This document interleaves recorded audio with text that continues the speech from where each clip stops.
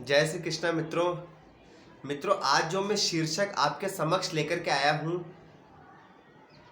वह जो मैंने कल जो वीडियो बनाया था उसके आगे की कड़ी में लेकर के आया हूँ। आज हम कर्क सिंह और कन्या राशि का शनिदेव का जो गोचर परिवर्तन हुआ है 17 जनवरी से 2.5 वर्ष के लिए वो किस प्रकार का रहने वाला है इन 3 राशियों के लिए, इसके बारे में हम चर्चा करेंगे। मैं आपको पुनः बता देता हूं कि आपके बारे में अगर मान लीजिए कुछ बात ऐसी कही जाती है जो थोड़े घबराने जैसी है तो 100% स्थिति तो घबराने जैसी ही होगी, लेकिन आप निश्चिंत रहिए, आप डरिए मत। आप अपनी जन्म कुंडली खोलिए, अपनी महादशा देखिए कि क्या आपकी महादशा आपके पक्ष में चल रही है। अगर महादशा आपके पक्ष में चल रही होगी तो ये 50% तक आपके या 40% तक कमी आपको देखने को मिल जाएगी, और अगर महादशा भी पक्ष में नहीं है तब तो समस्या यथावत आपके बनी रहने की पूर्ण संभावना है। ठीक है मित्रों, और आप देखिए कि बाकी का ग्रह स्थिति भी आपके पक्ष में है करके नहीं है, तो आप इतना भी डरिए मत, और अगर अच्छा है तो आप उसको देख करके और फिर ही उसका निर्णय करिए। लेकिन हाँ, शनि का जो मैं प्रभाव बता रहा हूँ वो आपको देखने को अवश्य मिलेगा, यह मैं दावे के साथ कह सकता हूँ। ठीक है मित्रों, तो आज जो मैं बताने जा रहा हूँ वो है कर्क राशि। सबसे पहले कर्क राशि एवं कर्क लग्न की हम चर्चा करते हैं। तो कर्क राशि और कर्क लग्न आपके समक्ष ये है, कर्क राशि और कर्क लग्न, इसके बारे में हम चर्चा करने जा रहे हैं। तो कर्क राशि और कर्क लग्न के लिए जैसा कि आप देख पा रहे हैं कि जो शनिदेव है वो अष्टम में गोचर कर रहे हैं। तो आपने ये बात तो सुनी होगी और यह बात तो आप जानते होंगे, नहीं जानते तो मैं बता दूं। देखो, शनिदेव अगर अष्टम में गोचर कर रहे हैं तो आप ये मान के चलिए कि यह आयु के दृष्टिकोण से बहुत ही अच्छा रहने वाला है आपके लिए। आयु को ये बढ़ाने वाले हैं क्योंकि शनिदेव आयु के कारक है और वह अष्टम में विराजमान हो जाए, अष्टम भाव भी आयु का है, तो कहीं ना कहीं आयु को आपके बढ़ाने वाले होंगे। तो क्या 2.5 साल में आयु बढ़ जाएगी? नहीं, हाँ बढ़ भी सकती है, लेकिन हाँ इसका ये अर्थ हुआ कि कहीं ना कहीं आप रोग रिपू ऋण से कहीं थोड़े ज़्यादा समय से परेशान चल रहे थे तो उसमें थोड़ी आपको राहत मिलने वाली होगी। अब जैसा कि मैं आता हूँ कि शनिदेव जहाँ बैठते हैं उस भाव को बढ़ा देते हैं, लेकिन जहाँ पे दृष्टि डालते हैं वहाँ पर विच्छेद उत्पन्न कर देते हैं। ठीक है, तो शनिदेव अष्टम में बैठ करके कहीं ना कहीं आपके संघर्ष को भी बढ़ा देंगे, बहुत बढ़ा देंगे आपके संघर्ष को। आप अपनी जन्म कुंडली उठा के देखिए, अगर आपके अष्टम में शनि बैठे हैं तो कहीं ना कहीं आपका जीवन बहुत ही संघर्षपूर्ण होगा। अगर बाकी की ग्रह स्थितियाँ कोई ज़्यादा विशेष नहीं रही तो भयंकर स्थिति खराब होगी, और अगर अच्छी रही तो थोड़ी स्थिति में सुधार होगा, लेकिन संघर्ष तब भी होगा। क्यों होगा मैं बताता हूँ। देखो, शनि यहाँ पर बैठ के अपनी तीसरी दृष्टि कहाँ पर डालते हैं? कार्य क्षेत्र पर। 1 2 3, तो कार्य क्षेत्र पर तीसरी दृष्टि डाल करके कहीं ना कहीं कार्य क्षेत्र को बाधित करने का कार्य करते हैं, कार्य क्षेत्र में बार बार रुकावट डालने का कार्य करते हैं। बनता बनता कार्य बिगड़ जाना, नौकरी में है तो ट्रांसफर हो जाना, उच्च अधिकारी से परेशान किए जाना, ये सारी समस्या आपको देखने को मिलेगी। ठीक है मित्रों, लेकिन ये सब अगर मान लीजिए कि बाकी ग्रह स्थिति अच्छी है तो ये समस्या आपको थोड़ी कमतर देखने को मिलेगी। ठीक है मित्रों, शनि अपने सातवीं पूर्ण दृष्टि कहाँ डालेंगे? तो धन भाव पर। तो कहीं ना कहीं यह थोड़ा दूसरा जो धन भाव है यह वाणी का भी भाव है, तो कहीं ना कहीं आपकी वाणी भी थोड़ी ऐसी हो जाएगी, थोड़ी कटु वाणी हो जाएगी। थोड़ा सा आप, क्योंकि आप परेशान हो जाओगे, आप थोड़ा सा तनाव आपका बढ़ जाएगा, काम आपका बनेगा नहीं तो आप परेशानी में हो जाओगे, परेशानी में हो जाओगे तो स्वाभाविक आपकी वाणी कटु होगी। कटु होगी मतलब कि आपका परेशानी में जाकर के आप कुछ ऐसा बोल जाएंगे अगले को कि अगला को अच्छा ना लगे, एवं उसके साथ साथ कहीं ना कहीं पैतृक संपत्ति में विवाद चल रहा था तो कहीं ना कहीं वो विवाद और बढ़ने की संभावना मैं देख पा रहा हूँ, कहीं ना कहीं थोड़ी समस्या में देख पा रहा हूँ। ठीक है मित्रों, दूसरा ये है कि कर्क राशि वालों के लिए कहीं ना कहीं अगर 10वीं दृष्टि देखी जाए 7 8 9 10, तो कहीं ना कहीं प्रेम संबंधों में भी थोड़ी परेशानी देख पा रहा हूँ मैं, और संतान से भी थोड़ी परेशानी देख रहा हूँ। लेकिन हाँ, अगर आप बीमार हैं तो थोड़ी आपके स्वास्थ्य में राहत लाने का कार्य करेगा। और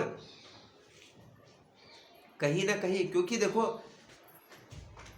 एक, ठीक है, क्योंकि एक यहाँ पर आप देखो, यहाँ पर 1 लिखा होगा, 1 2 3 4, तो 1 किसकी राशि है? मंगल की राशि है। ठीक है, और शनि देव जो कि शनि की एक, यानी शनि यहाँ पर मेष राशि में शनि नीच के होते हैं और मंगल शनि का मित्र भी नहीं है, तो शत्रु राशि पर दृष्टि और दूसरा ये नीच के होते हैं, तो कहीं ना कहीं ये इसलिए कार्य क्षेत्र में ज़्यादा परेशानी लाने का कार्य करेगा। ठीक है मित्रों, दूसरा ये है कि तो कहीं ना कहीं इस प्रकार से आपका रहने वाला है। उपाय मैं आपको बताता हूँ, आप हनुमान जी की शरण में चले जाइए, हनुमान जी के अधिक से अधिक कम से कम 3 पाठ हनुमान चालीसा का करिए और सुंदरकांड सुंदरकांड पढ़िए, हनुमान जी को सुनाइए और पीपल के वृक्ष में जल से सींचिए, पीपल के वृक्ष में तिल का तेल लगाइए शनिवार के दिन, तो कहीं ना कहीं आपको इससे थोड़ी राहत देखने को मिलेगी। ठीक है मित्रों, अब मैं आता हूँ, कर्क राशि मैंने बता दी है, अब मैं आता हूँ सिंह राशि के लिए। किसके लिए? सिंह राशि के लिए। ठीक है, ये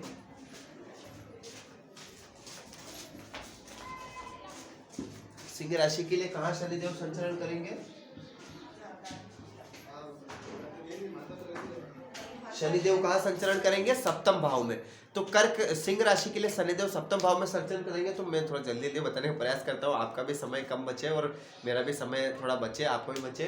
तो सिंह राशि वालों के लिए शनिदेव सप्तम में संचरण करेंगे। सप्तम आपका पत्नी का भाव है, व्यापार का भाव है, पार्टनरशिप का भाव है। इन भाव में बैठ करके शनिदेव, सबसे पहले तो मैं आपको बता दूं कि शनिदेव आपके कार्य में विलंब उत्पन्न करेंगे ही करेंगे, या आप मान के चलिए। क्यों विलंब उत्पन्न करेंगे? क्योंकि शनि की दृष्टि लग्न पर पड़ेगी, कहीं ना कहीं आपके कार्य में ये देरी लाने का कार्य करेंगे, पहली चीज है। दूसरी आप देखो, शनिदेव शश महापुरुष योग बना रहे, तो शश महापुरुष योग बना रहे तो ये तो अच्छी बात है, पंच महापुरुष योग में से एक है, तो शश महापुरुष योग मतलब आपका कार्य तो बनेगा, ये तो आप मान करके चलिए, लेकिन बहुत परिश्रम करने के बाद और देरी से आपका कार्य बनेगा। जब आप चाहोगे तब नहीं बनेगा, जब शनिदेव चाहेंगे तब आपका कार्य बनेगा। लेकिन आप निश्चिंत रहिए, कार्य बनेगा, लगे रहिए, कार्य आपका 100% बनेगा, लेकिन थोड़े धैर्य के साथ, थोड़े धैर्य के साथ। सिंह राशि वालों को अहंकार बहुत होता है, ऊपर से कार्य समय पर बनता नहीं है, तो कहीं ना कहीं ज्यादा परेशानी में जाने की उनकी संभावना रहेगी, लेकिन थोड़ा धैर्य रखिए, कार्य आपका बन जाएगा। ठीक है मित्रों, ये मैं आपको कह देता हूँ। शनि की जो तीसरी दृष्टि है वो कहां पर पड़ेगी? तो शनि की तीसरी दृष्टि पड़ेगी यहाँ पर, कहां पर?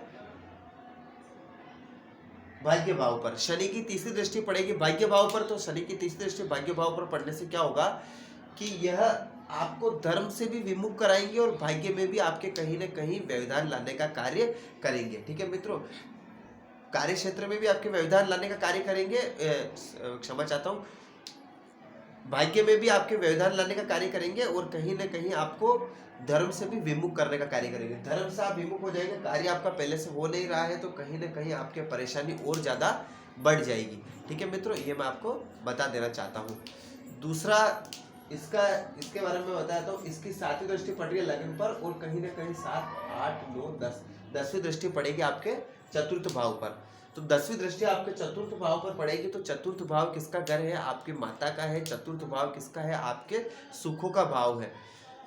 तो आपके चतुर्थ भाव सुखों का है, चतुर्थ भाव आपके माता का है, तो कहीं ना कहीं, और चतुर्थ भाव आपके घर का है, आपके स्वयं के घर का है, तो कहीं ना कहीं इसमें भी ये परेशानी लाने का कार्य करेंगे।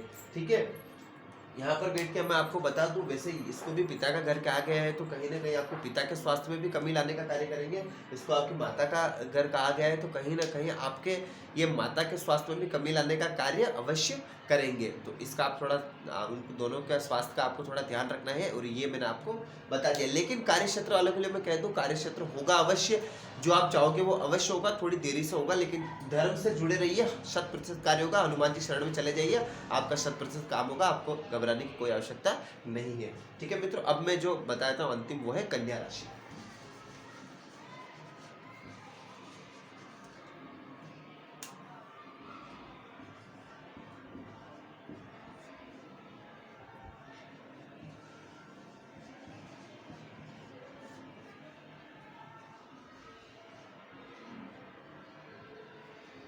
कन्या राशि, मित्रों कन्या राशि जो है, क्या कहूं, कन्या राशि वालों का समय कैसा गुजरा है तो कन्या राशि वाले ही बता सकते हैं। शनिदेव पंचमस्थ थे, तो अत्यंत कठिन समय उनके लिए निकला है, और किस प्रकार से उनके लिए दुखदायी समय रहा ये तो वही बता सकते हैं।